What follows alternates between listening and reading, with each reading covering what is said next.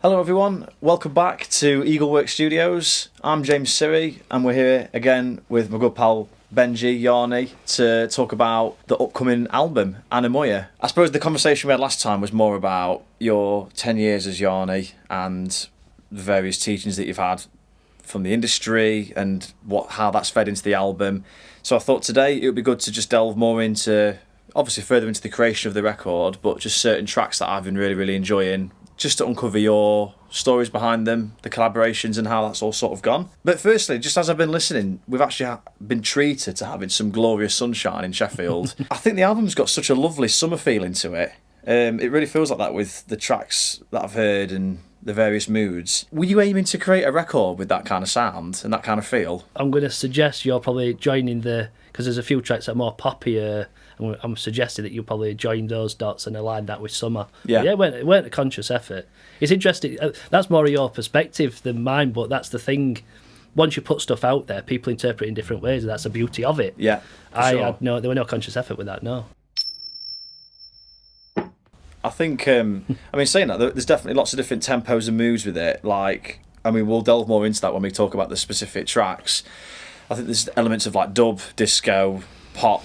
Pop's quite a big thing that you've kind of leaned more into recently, haven't you? With Yeah, I keep finding myself saying to people, because people hear pop and they interpret it in a negative way, which popular music. Popular music just means that lots of people listen to it. I think a lot of people go, "Oh, I don't listen to pop," but all of the greatest music ever written's pop music. So I don't steer away from it at all. It's like I embrace it. Yes, it's not like you've tried to focus too much on one groove-based album. Like you've gone through lots of different tempos and ranges with it.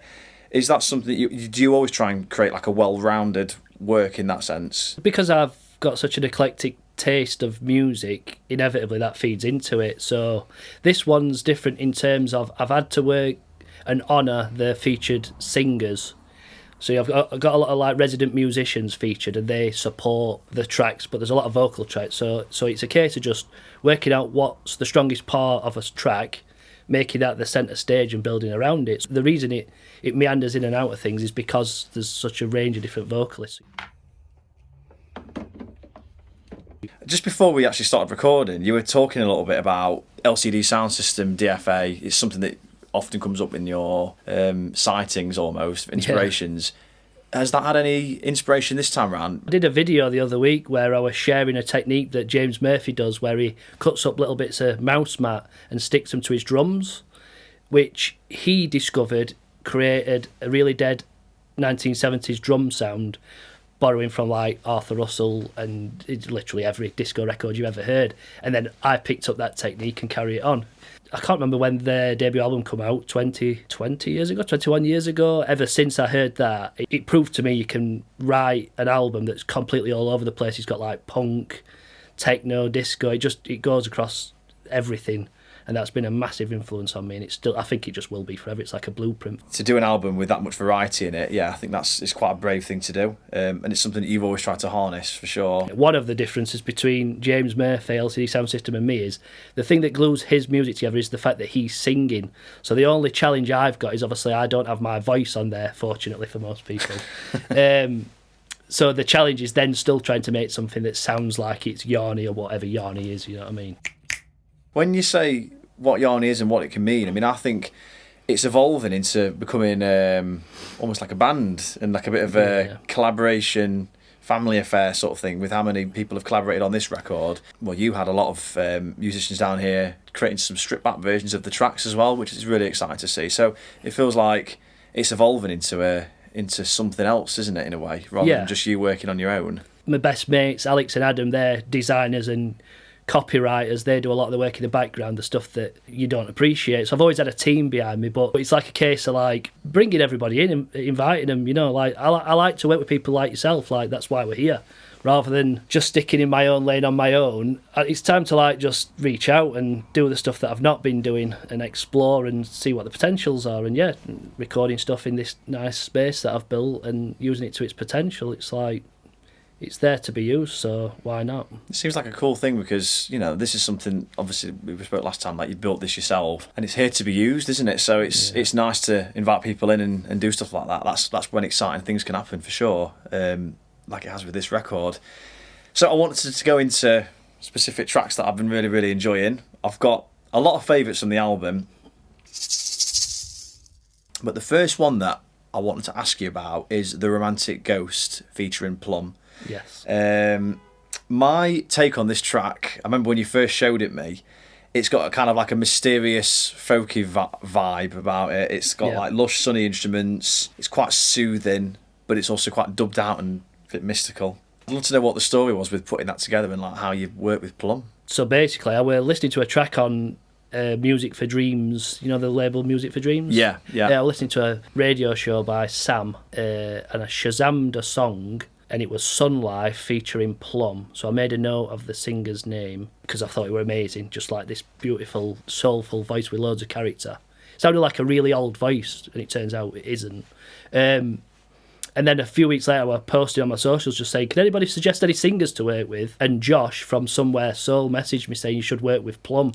And I was like, I'm not being funny, but this is like some mad fate. So I got in touch and sent over all of the album's instrumentals, and she came back with an initial idea. It were a bit stop-start because she plays in different bands, but I was so grateful to like eventually merge not just her amazing voice, but take on her suggestions about stripping things back, dubbing it out. And so basically, yeah, again, a collaborative thing. It's rather than me just going, here's a track, right to it. It went from your consultation through to Plum's, and the end product's like a mixture of everybody's, you know. I like this approach that you have. It's like you invite serendipity with your writing style. Like you take snippets of things that you like, you'll try and collect little things here and there that you like whether it's a singer or an instrument or a mouse mat that sounds good or whatever it might be. But would you encourage people to work in that way?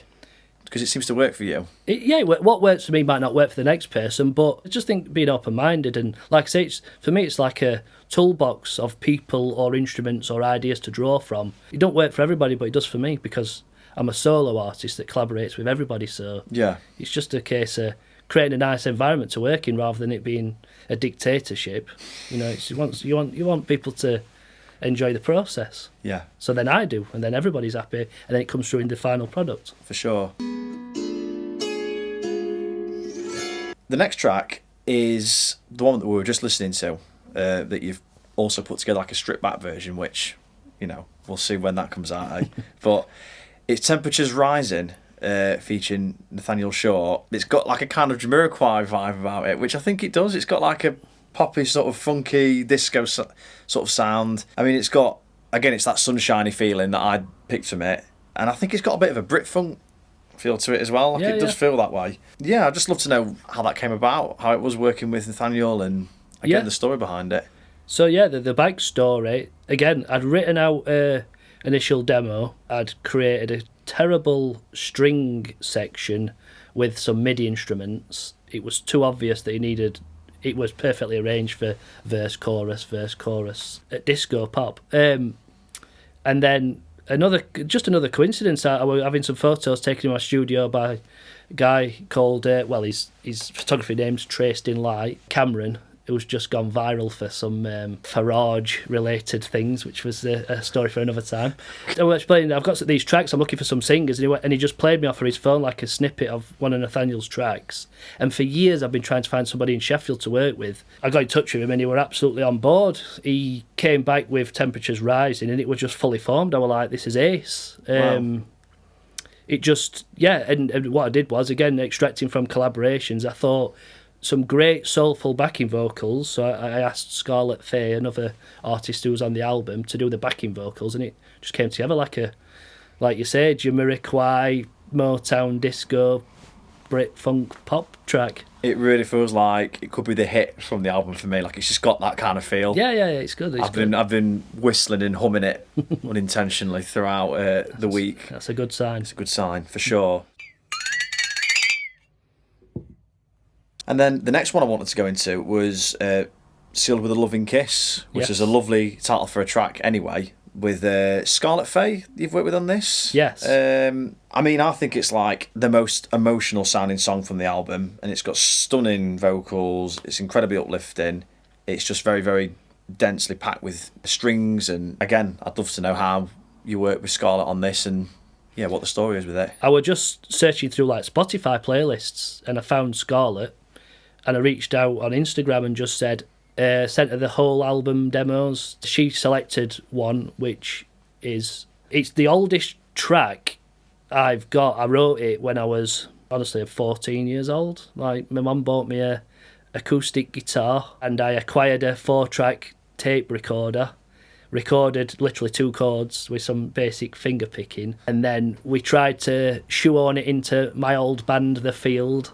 Then there was a crap version of the earliest days of Yarny, and then I decided to revisit it because I was basically going through some really old hard drives, fashioned it into a demo, and then Scarlett just absolutely just blew it away. I just weren't expecting such quality. So it's like, it's really emotional because it's the oldest, it's 20 years old. That's really cool. 20 odd years old. So just the original melody and like the idea behind it, the basic bones of the track are that old. Literally, yeah. And That's the same incredible. finger picking acoustic. I wish I had the tapes from the original demos because I'd love to have worked them into it, because that would have really been like a. But that 4-track's long gone, mate. In a skip somewhere. What a shame, eh? I know. It shows never throw things away. Yeah, Try and store them somewhere. Yeah, but yeah, it's worth knowing that stuff like that. That's what music should be about. You can get too bogged down in all of the industry and all of the got to make this a success. But when you work with someone and you've got an idea and then they literally just transform it, it's like, wow, what a privilege.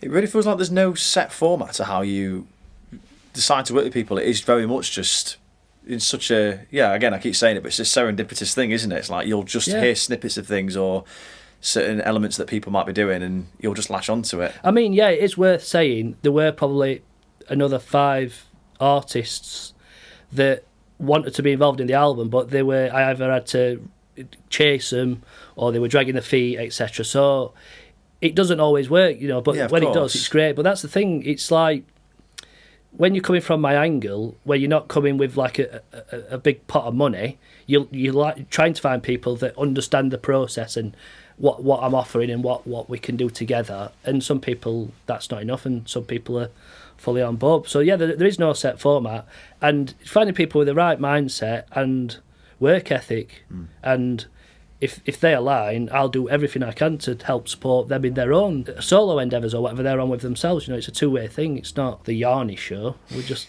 musicians trying to support each other. Yeah, for sure. And then last, but certainly not least, because this is still my favourite track from the record. Good. You know which one I'm going to probably mention to you. It's with the man like Franz Von and It's Natural Light. And this is just... I don't think you've made a hip-hop track before. Am I right in saying that? Is this a new thing? So on my Borrow album, there was a beatsy kind of one with a sax on, but not vocal. No, I've not. And when I first heard the demos, I was just like, you need to get a rapper on there. Yeah. I don't know if I mentioned Franz. I can't remember. But I think you said in the last interview that you kind of bumped into each other at Mondo, and it was kind of just a natural thing through mutual appreciation I think of each you other's might have music. meant. Like I say, I've got the notes down there. We could have a look at after and see if you'd suggested Franz. There we go. I've got honestly, my phone and notepads. Do you know, if you've ever seen Alan Partridge, where he used to have his little dictaphone and he'd say "note to self," or he'd be talking to himself like TV shows like Youth Hosteling with Chris Eubank, which actually turned into a real thing, by the way. Did it? Yeah, I think they did it as like a collaboration with Hostels.com. It was like a brief like advert series thing. Wow, I never knew that. There so you there go, you mate. go. Every day's a school day. It really is. I'm a big fan of Franz Von. I mean, he's also got an album coming out. Yeah. He's just a great character on the Sheffield scene. Obviously, the front man of TC and the Groove Family. Just infectious energy. And am I right in saying that you're going to be doing some work down here, possibly creating another stripped back version of the track? Yeah, that's it. It's just expanding on the potential of all the tracks, rather than just going, this is a track. He's going to come down. We're going to get Nathaniel Short to sing the chorus, because the person that sings the chorus is like a nomad and he finds himself in all sorts of different places. So Nathaniel's going to take that duty. We've been so just stripping stuff back, bit of bongos, bit of hand percussion, bit of guitar, and a bit of a drum machine. Just strip stuff back and see. I just like experimenting, putting people slightly out of the comfort zones, because sometimes it doesn't work and sometimes it does, but when it does, it's great and everybody's happy and see what comes of it. Yeah. Regardless of that, you learn something, don't you? Anyway, when you're out of the comfort zone, there's always something to be learnt there. So that's everything from us today. I hope you enjoyed learning about the upcoming release, Anemoia. Stay tuned for all the updates, all the content from us, and for some more exciting stripped back sessions from the collaborators on the album. It's going to be great. So yeah, keep your eyes peeled. We'll see you soon. Cheers. Jumping on the stage, shit get ridiculous, I'm underpaid. This is that quantum is stuck in the social number game. They're calling numbers straight, so best don't mumble me. This is the jungle, this industry love to hunt the prey. $2 bit digital in this knowledge age. No honor, the money moving some dodgy ways.